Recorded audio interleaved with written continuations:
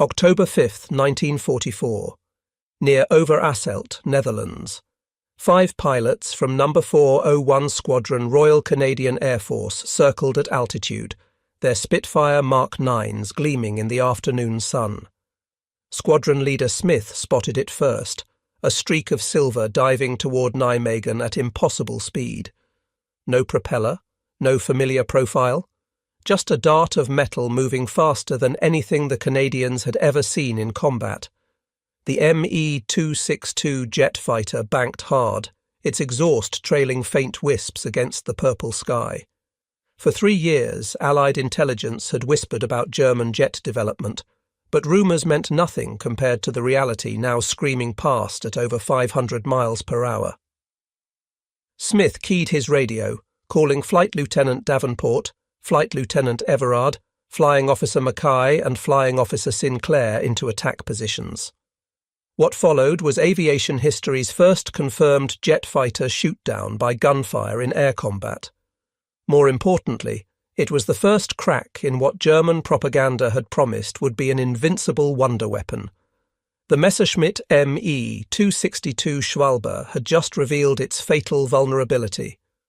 Within months, American P-51 Mustang pilots would transform that vulnerability into systematic hunting operations that would render the world's first operational jet fighter nearly useless despite its revolutionary technology. The psychological impact of that first jet encounter rippled through Allied fighter squadrons across Europe.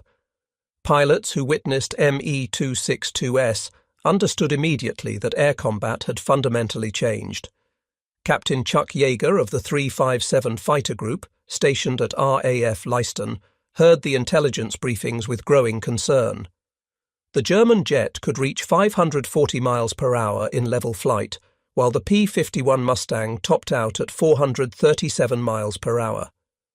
In a straight chase, the Me-262 was simply uncatchable. The mathematics were brutal and undeniable.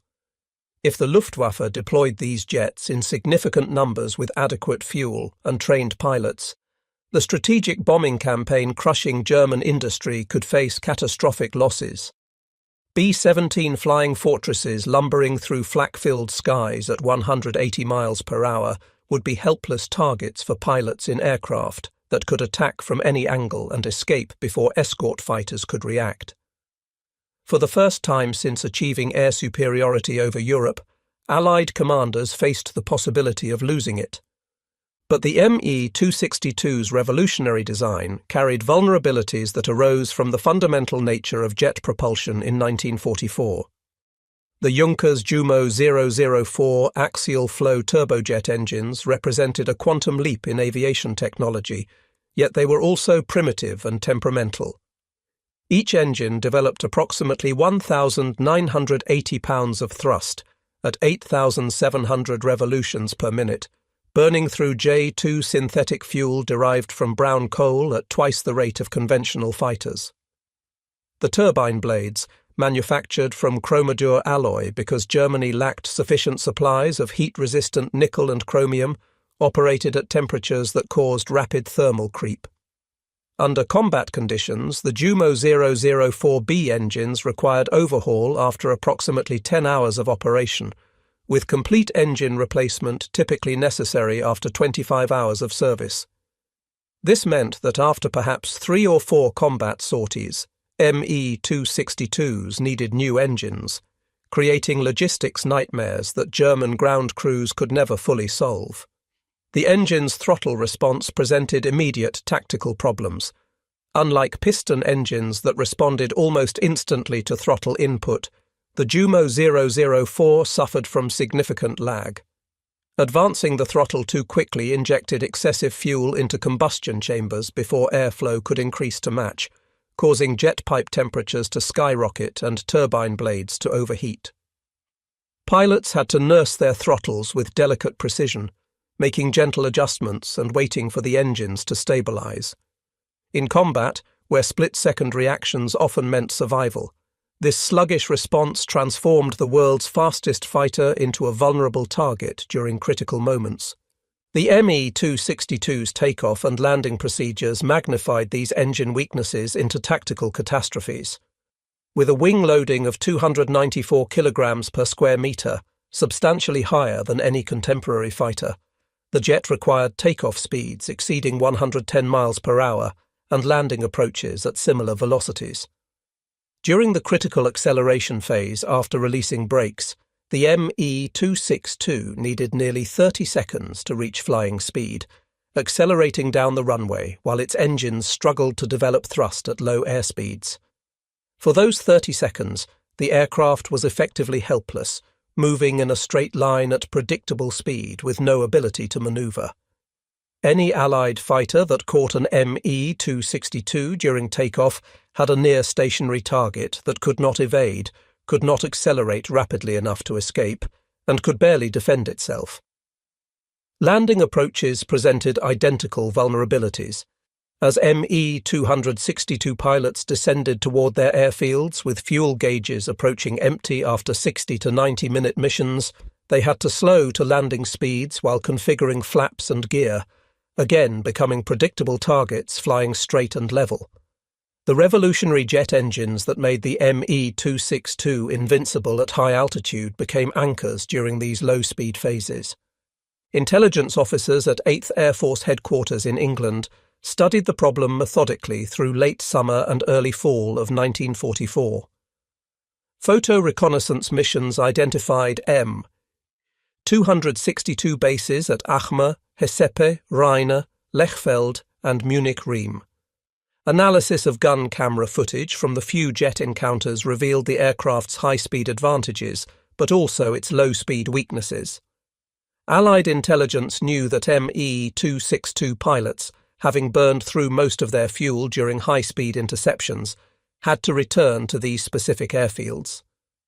They could not divert to alternate bases, because the specialized J2 fuel required by jet engines was available only at designated facilities.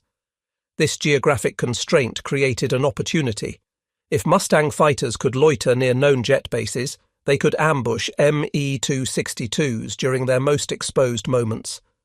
The tactic required patience, fuel endurance, and pilots willing to fly directly into some of the most heavily defended airspace in Germany, but it offered the only reliable method for propeller-driven fighters to engage jets on anything approaching equal terms. The Luftwaffe recognized this vulnerability immediately after the first jet losses. Commanders installed extensive flak alleys along approach corridors to ME-262 bases, positioning 88mm guns, 37mm automatic cannon, and quad 20mm systems to create curtains of fire that any attacking fighter had to penetrate. They assigned their most advanced piston engine fighters, the Focke-Wulf FW-190D and the rare TAR-152H, to provide top cover during jet takeoffs and landings. Flight schedules were randomized when possible to prevent Allied fighters from predicting launch times. Some bases deployed decoy aircraft to lure attackers into flak traps. The Autobahn near several jet bases was modified into emergency landing strips with camouflaged parking areas in adjacent woods, allowing ME-262s to operate from locations that Allied intelligence had not identified. Despite these defensive measures, the fundamental tactical problem remained unsolvable. ME-262S had to take off and land, and during those phases they became defenseless regardless of how many guns defended them. Lieutenant Urban Drew of the 361 Fighter Group became intimately familiar with the ME-262 threat during missions over Germany in early October 1944. The 21-year-old pilot from Detroit had encountered a jet on a previous sortie and filed detailed intelligence reports describing its capabilities. On October 7th, Drew was grounded and facing disciplinary action for performing an unauthorized victory role after a successful mission. His punishment vanished when intelligence reported a concentration of ME-262S at Achme Aerodrome in northwestern Germany. Drew's previous jet encounter made him the obvious choice to lead a fighter sweep against the base. He briefed his flight carefully, emphasizing that success required surprise, aggression, and accepting the risks of flying directly through German flak defences. His wingman, Second Lieutenant Robert McCandless, would stay with him regardless of what happened. Drew's P-51 Mustang, coded E2-D and nicknamed Detroit Miss, lifted off from RAF Little Walden with full internal fuel and wing tanks, giving him nearly 4 hours of endurance. The weather over Germany that October afternoon was broken clouds with good visibility, perfect conditions for spotting aircraft against the ground. Drew led his flight toward Acma at 15,000 feet, scanning constantly for jet contrails or the telltale flash of sun on polished aluminum. As they approached the known jet base, he spotted them, 2 Me-262s positioned on the runway, engines already running, preparing for takeoff. Drew pushed his throttle forward and dropped into a dive, building speed and losing altitude rapidly. The Me-262S began their takeoff roll just as Drew's Mustang screamed past 400 miles per hour in the dive. The lead jet, piloted by Oberfeldwebel Heinz Arnold, had reached perhaps 80 miles per hour when Drew opened fire from 800 yards, his 6.50 caliber machine guns converging on the accelerating target. Tracers walked up the runway and found the Me-262's right engine nacelle. Arnold's jet lurched as the engine disintegrated, but his airspeed was already too high to abort. The crippled Me-262 staggered into the air on one engine, completely unable to maintain altitude or accelerate. Drew closed to 400 yards and fired again, this time hitting the cockpit area. Arnold's jet rolled inverted and plunged into trees beside the runway, exploding on impact. The second Me-262, flown by Lieutenant Gerhard Kobert, had witnessed Arnold's destruction and attempted to abort his takeoff, but the jet's poor throttle response and high landing speed made rapid deceleration impossible. Kobert's aircraft was still rolling at high speed when Drew pulled out of his first attack and immediately repositioned for a second pass. McCandless called warnings about flak as German gunners found their range, 88mm shells bursting around the attacking Mustangs in black puffs. Drew ignored the flak and dove again, firing a long burst into Kobert's Me-262 as it attempted to turn off the runway. Hits sparkled along the fuselage and both engines. The jet slowed, then erupted in flames as fuel tanks ignited. Kobert managed to escape the burning wreck, but his aircraft was a total loss. In less than 2 minutes, Drew had destroyed 2 of Germany's most advanced fighters using tactics that would become standard doctrine for Allied pilots. The engagement demonstrated conclusively that technological superiority meant nothing during critical flight phases, and that aggression combined with precise timing could neutralize the Me-262 threat. Drew's gun camera jammed during the attack, providing no photographic evidence of his victories. His only witness, McCandless, was hit by flak during their escape from Acma and shot down, becoming a prisoner of war before he could corroborate Drew's claims. Without gun camera footage or witness statements, 8th Air Force Headquarters initially denied Drew's victory credits, a crushing disappointment after one of the war's most significant tactical achievements. Drew would not receive official recognition until 1983, nearly 40 years later, when German Luftwaffe archives were cross-referenced with American records. Luftwaffe ace Georg Peter Eder, who had been scheduled to lead the Me-262 formation that day, but whose aircraft suffered mechanical problems, confirmed that he witnessed a yellow-nosed P-51 dive on the Me-262S and destroy both jets. Eder could not read the name Detroit Miss painted on the Mustang's nose from his position on the ground, but his testimony was sufficient. The United States Air Force awarded Drew the Air Force Cross on May 12, 1983, presented by Secretary of the Air Force Vern Orr. Drew and his wife were flown from Johannesburg, South Africa, to the ceremony via C-141 Starlifter. He remains the first and only Allied pilot to shoot down 2 jet aircraft in a single mission while flying a propeller-driven fighter. That same October 7, 1944, Lieutenant Colonel Hubert Zemke of the 479th Fighter Group may have scored another Me-262 victory, though uncertainty remains. Zemke, one of the 8th Air Force's most experienced fighter leaders, attacked what he believed was a Bf-109 during a mission over Germany. His gun camera footage was ambiguous, showing an aircraft that could have been either a Messerschmitt 109 or an Me-262. Post-war analysis suggested it was likely a jet, but the victory was never definitively confirmed. What mattered more than the specific victory claims was the emerging pattern. American fighter pilots were discovering that Me-262s, despite their revolutionary speed, could be defeated through tactical innovation. The key was refusing to engage jets in their element, high-altitude, high-speed combat, and instead forcing engagements during vulnerable phases when speed advantage disappeared. Chuck Yeager encountered his first Me-262 exactly 1 month later, on November 6, 1944, while leading a bomber escort mission near Acme, Germany. Yeager's P-51, named Glamorous Glen 3 after his wife Glenys, was cruising at patrol altitude when he spotted Me-262S attempting to intercept the bomber formation. The jets made their pass with typical tactics, diving through the bomber stream at tremendous speed, firing briefly, then using their velocity advantage to zoom climb back to altitude before escort fighters could react. Yeager watched the jets disappear into clouds, apparently escaping clean. Standard doctrine said chasing Me-262S was futile, but Yeager made a calculated gamble. Those jets had to land somewhere, and they had to land soon because their fuel endurance was limited. He broke from the bomber formation and descended through the clouds, emerging at lower altitude near Acme airfield. Below him, Yeager spotted a lone Me-262 in the landing pattern, gear and flaps extended, speed reduced to perhaps 150 miles per hour as it lined up on final approach.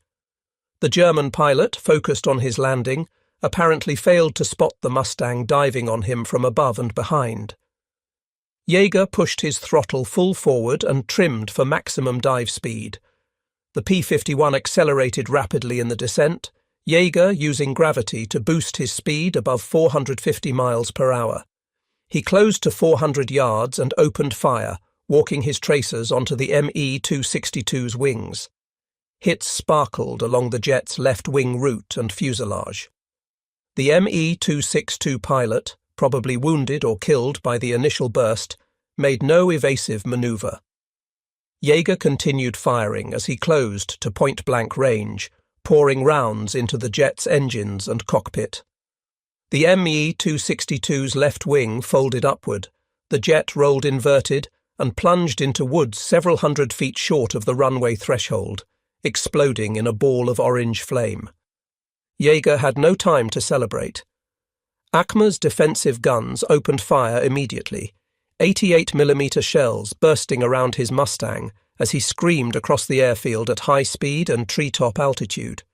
His only option was to fly straight down the runway, using speed to escape before the flak crews could adjust their aim. Tracers arced across the field from both sides, some rounds fired from one side of the runway actually hitting gun positions on the opposite side in the chaos. Yeager held his P-51 low and fast, cleared the far end of the airfield, and pulled up hard, diving for the safety of a nearby valley. He had survived one of the most dangerous tactical situations in air combat, attacking an enemy airfield in daylight at low altitude, but he had also proven that Me-262S could be hunted and killed. Yeager later described the engagement with characteristic understatement. "First time I saw a jet, I shot it down. Not very sportsmanlike, but what the hell?" Through late 1944 and into 1945, American fighter pilots refined their anti-jet tactics based on hard-won experience and carefully analysed gun camera footage. The P-51 Mustang proved ideal for the mission because of its exceptional range and endurance. A Mustang with full internal fuel and 2 wing drop tanks could remain airborne for more than 7 hours, giving pilots the ability to loiter near known jet bases for extended periods. When jets appeared, Mustang pilots used altitude advantage to dive on them, trading height for speed. In the dive, a P-51 could briefly approach or even exceed 500 miles per hour, enough to catch Me-262s during their most exposed moments. Timing was critical. Attacking jets during their takeoff roll required spotting them early and positioning for attack before they reached flying speed.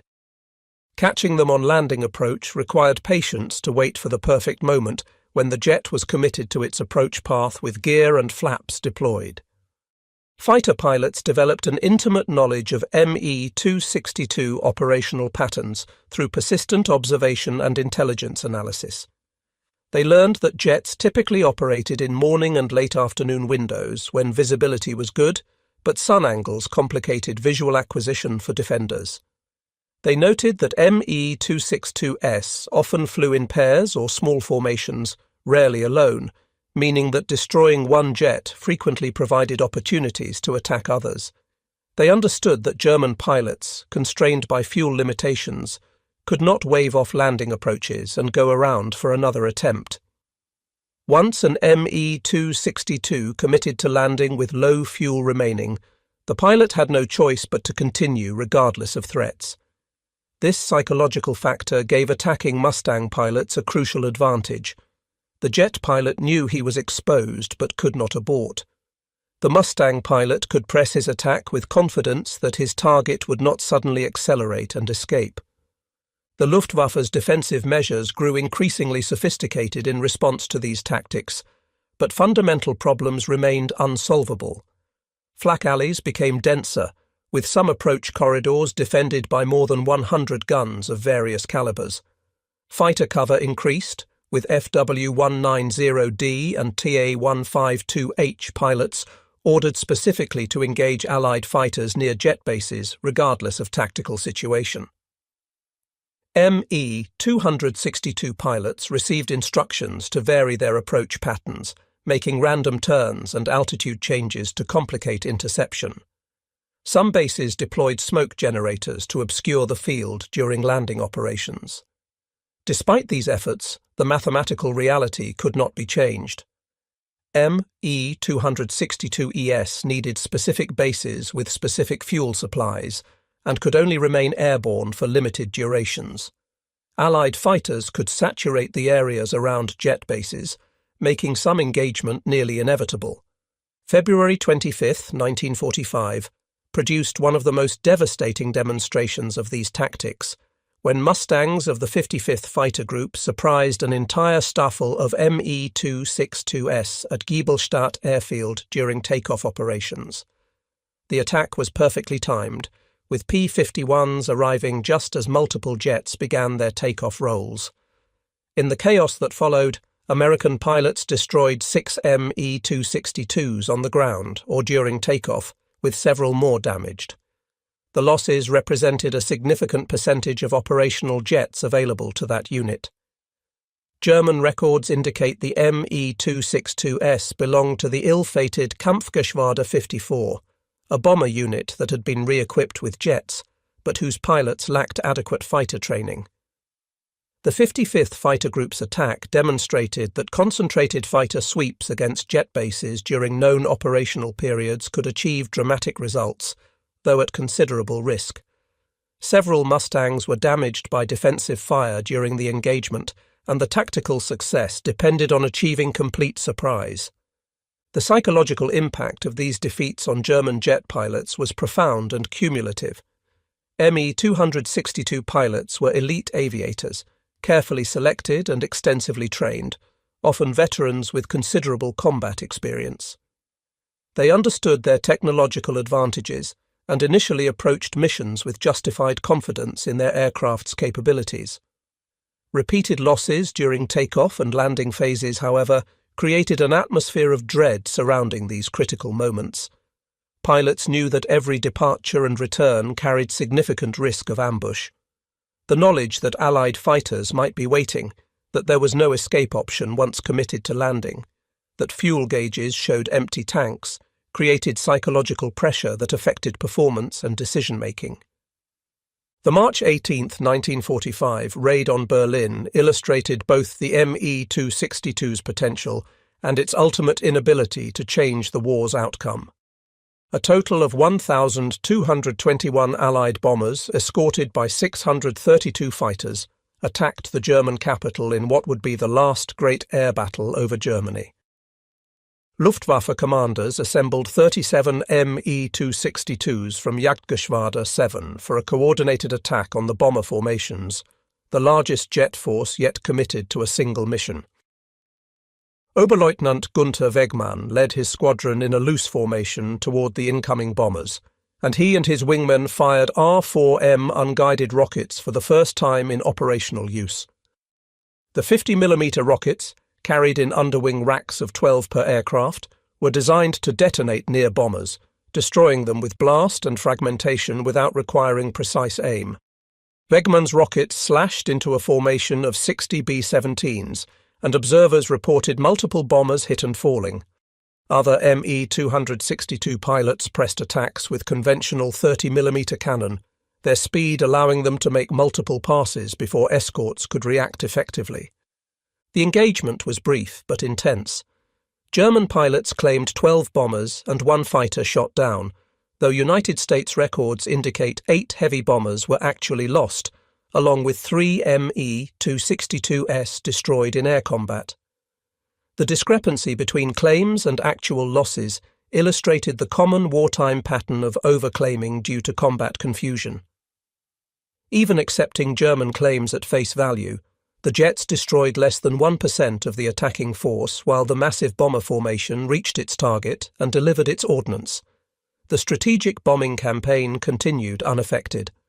5 American fighter pilots failed to return, and dozens of bomber crew members were killed or became prisoners. But the mission was considered a success, complete success, by Allied planners. Adolf Galland, Germany's former general of fighters who had been dismissed after disputes with Hermann Göring over fighter strategy, formed Jagdverband 44 in February 1945 as an elite Me-262 unit commanded by and composed of Germany's most experienced aces. The roster read like a who's who of Luftwaffe legends, pilots with hundreds of combined victories. The unit was given priority for aircraft, fuel and support, representing Germany's last attempt to field jet fighters in meaningful numbers with optimal conditions. Galland himself flew combat missions, scoring victories with both cannon and the R-4M rockets. Other pilots reported successes against bombers and even against escorting fighters when conditions favoured jet tactics. Yet Jagdverband 44's operational life was measured in weeks, not months. Allied bombing of bases forced constant relocation. Fuel shortages grounded aircraft for days at a time. Engine reliability problems meant that half the assigned jets were typically unserviceable, awaiting spare parts or engine replacements. The statistical reality of Me-262 operations revealed the gap between theoretical capability and practical effectiveness. German records indicate approximately 1,443 Me-262s were manufactured during the war. Of those manufactured, only around 200 to 300 ever saw combat operations. The remainder were destroyed on the ground by bombing, lost during training, or rendered unserviceable by maintenance problems. At no point did the Luftwaffe have more than 50 Me-262s operationally ready simultaneously, and typical daily availability was closer to 25 aircraft. This force faced Allied fighter strength exceeding 5,000 aircraft at any given time, plus thousands more bombers. The mathematics were insurmountable. Me-262 pilots claimed approximately 542 Allied aircraft destroyed in air-to-air combat, though verification of these claims shows the usual wartime overclaiming by all sides. Post-war analysis by American researchers suggested actual losses to Me-262s were substantially lower. Allied forces destroyed Me-262s at rates exceeding German production and training capabilities. American records credit P-51 Mustangs with 92.5 confirmed Me-262 shootdowns, though this number includes aircraft destroyed on the ground and during takeoff or landing, not just air-to-air engagements. The 357th Fighter Group, Chuck Yeager's unit, led American forces with 18.5 confirmed jet kills. The 55th Fighter Group claimed 17, while the 78th and 339th Fighter Groups each credited with 15. British forces, particularly flying Hawker Tempests and Spitfires, claimed an additional dozen jet kills. The cumulative effect was that ME-262 losses exceeded replacements, and the operational force steadily declined despite production continuing until Germany's surrender. German ace pilots who flew the ME-262 offered mixed assessments of its effectiveness in post-war interviews. Georg Peter Eder, who scored 12 kills in the jet, including 9 P-51s, acknowledged that the aircraft's speed made high-altitude bomber interceptions relatively safe, but that Allied countermeasures increasingly negated this advantage. Walter Dahl, credited with 11 jet victories, including 6 Mustangs, emphasized that fuel limitations and engine reliability problems restricted tactical options to the point where the jet's theoretical superiority became largely irrelevant in practical operations. Heinrich Bahr, with 16 ME-262 kills from his total of 240 career victories, stated flatly that the jet arrived too late and in too few numbers to matter. Franz Schall, the type's probable top ace with 17 kills, including 6 four-engine bombers and 10 P-51s, was killed in action in April 1945, but his earlier reports emphasized the aircraft's inability to engage maneuvering fighters effectively due to its high approach speeds and wide turning radius. The tactical lessons learned from ME-262 operations influenced post-war jet fighter development worldwide. Allied engineers studied captured jets intensively, testing them at facilities in the United States and Britain. They confirmed that the basic design was sound, but that engine technology remained the critical limiting factor. Early American jets like the Lockheed P-80 and the Republic F-84, and Soviet designs like the MiG-15, incorporated solutions to problems identified in the ME-262. Longer engine life, better throttle response, improved fuel efficiency, and stronger airframes addressed the specific vulnerabilities that Allied fighters had exploited. American pilots who successfully engaged ME-262s became recognized experts within the fighter community, their combat reports studied carefully by intelligence officers and training instructors. Beyond Urban Drew and Chuck Yeager, dozens of other pilots scored jet kills through persistent application of the tactics developed through hard experience. These pilots shared common characteristics, including exceptional eyesight, precise gunnery skills, aggressive temperaments, and willingness to accept risks that more cautious pilots avoided. Attacking jet bases through dense flak required courage bordering on recklessness, yet these pilots repeatedly flew such missions because they understood the strategic importance of neutralizing the jet threat. The human cost of these engagements affected both sides severely. American fighter pilots killed during attacks on jet bases died far from home, often in fiery crashes after flak damage. Their bodies sometimes never recovered from crash sites in Germany. German ME-262 pilots, the elite of the Luftwaffe, were irreplaceable assets lost at rates that Germany's shrinking training program could not sustain.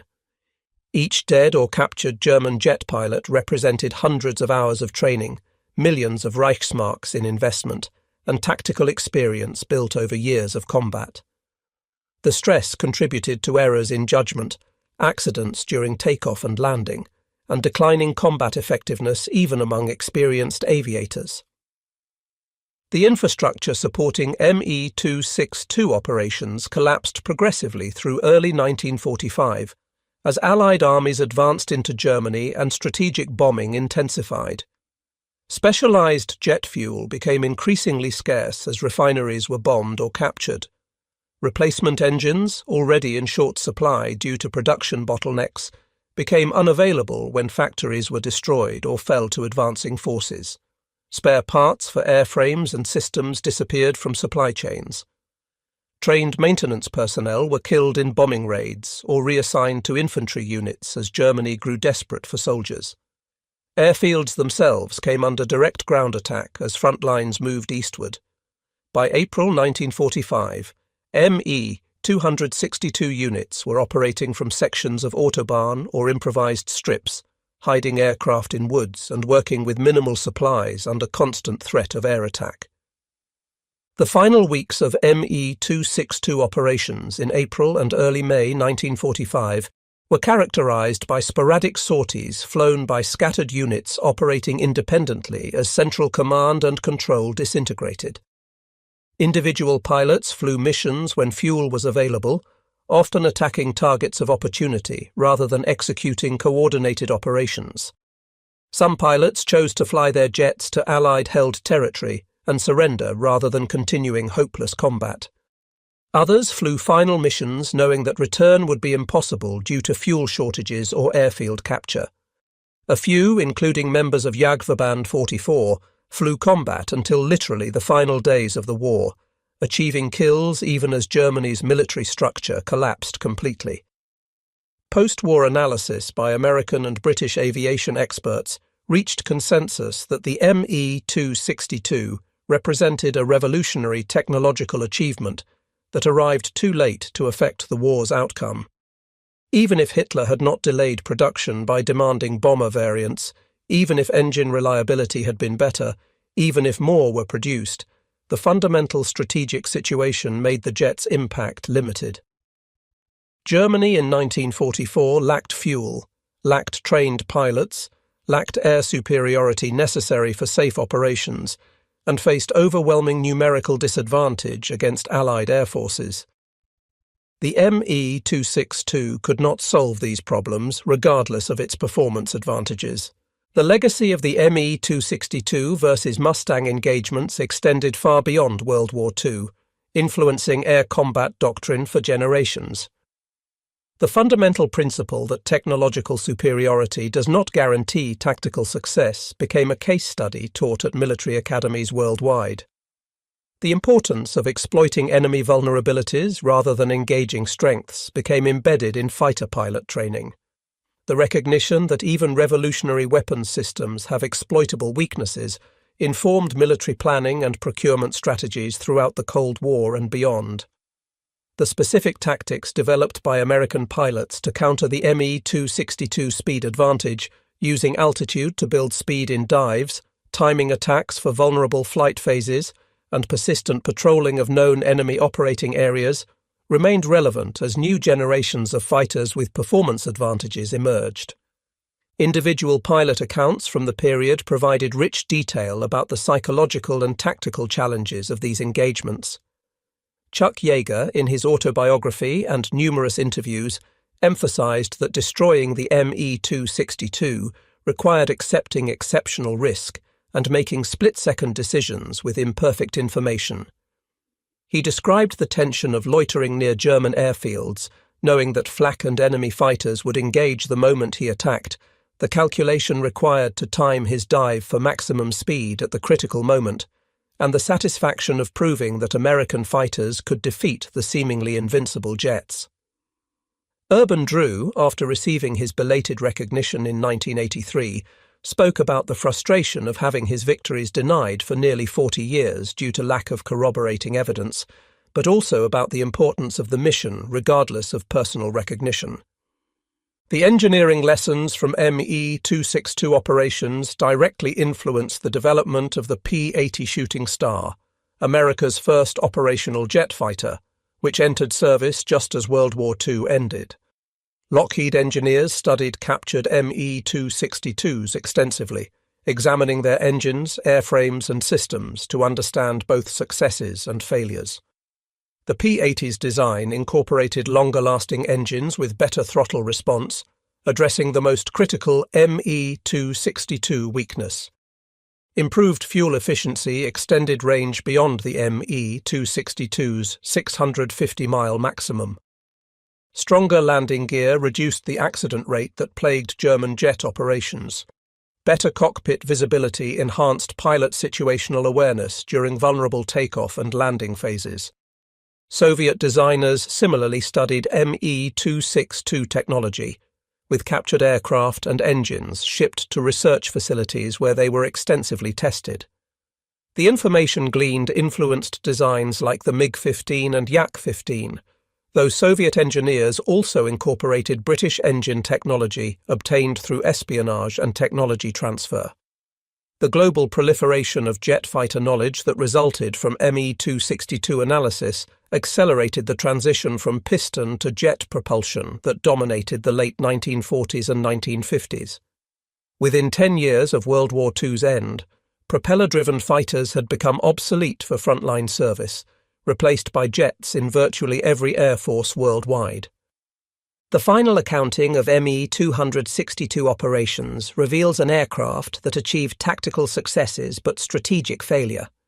Individual pilots scored impressive kill totals, and specific missions demonstrated the jet's capabilities when conditions favored it.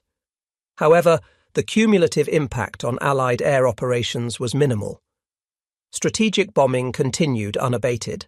Allied fighters maintained air superiority, and ground forces advanced into Germany with effective air support throughout.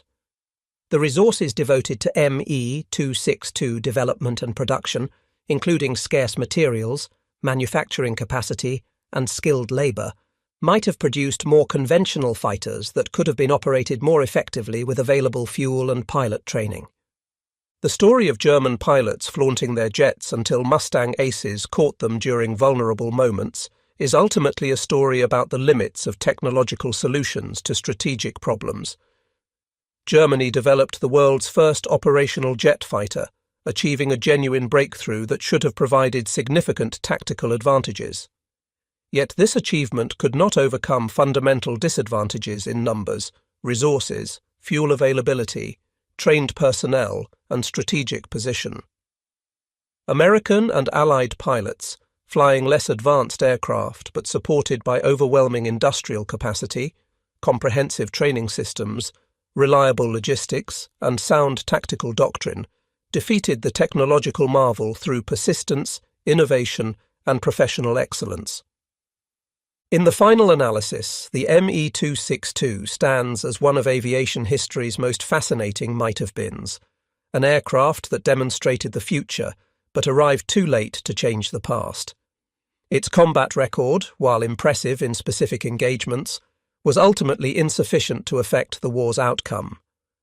The American pilots who developed and executed tactics to counter the jet threat earned their place in aviation history not through technological superiority, but through tactical excellence, courage, and refusal to concede advantage to an apparently invincible opponent. Their success validated the principle that human factors, including training, doctrine, leadership, and determination, can overcome technological disadvantages when properly applied. The transformation from German confidence to Allied dominance in the jet versus Mustang encounters occurred within less than a year, from October 1944, when the first Me-262 was shot down, to May 1945, when the last jet operations ceased. This rapid shift resulted not from any single factor, but from the cumulative effect of systematic exploitation of Me-262 vulnerabilities, combined with relentless pressure that prevented the Luftwaffe from ever achieving sustainable jet operations. Every Me-262 destroyed during takeoff or landing was one less available for bomber interceptions. Every pilot killed or captured represented irreplaceable experience and training. Every successful Allied attack on jet bases forced German operations to become more dispersed and less coordinated. The final months of Me-262 operations witnessed German pilots fighting with increasing desperation as their tactical situation deteriorated. Fuel shortages limited sorties to the most critical missions. Engine problems grounded aircraft for extended periods. Allied fighter patrols made every takeoff and landing potentially fatal. Base relocations disrupted operations and morale. Yet some pilots continued flying combat missions until the war's final hours, demonstrating remarkable courage and professionalism despite impossible odds. These men knew they could not win, but flew anyway, motivated by various combinations of duty, honour, and hope that their sacrifices might somehow matter. The story concluded not with a dramatic final battle, but with gradual dissolution as Germany's military infrastructure collapsed completely in early May 1945. Me-262s were abandoned on airfields, pushed into woods to prevent capture, or destroyed by their own pilots and crews to deny them to advancing forces. A few were flown to Allied territory and surrendered. Most simply stopped flying as fuel ran out and maintenance became impossible. The jets that had promised to sweep Allied bombers from German skies ended their operational lives scattered across Germany, silent testaments to the gap between technological potential and operational reality. The Mustang pilots who had hunted them returned home as the war ended, their mission accomplished, the jet threat neutralized through tactics that had proven superior to technology.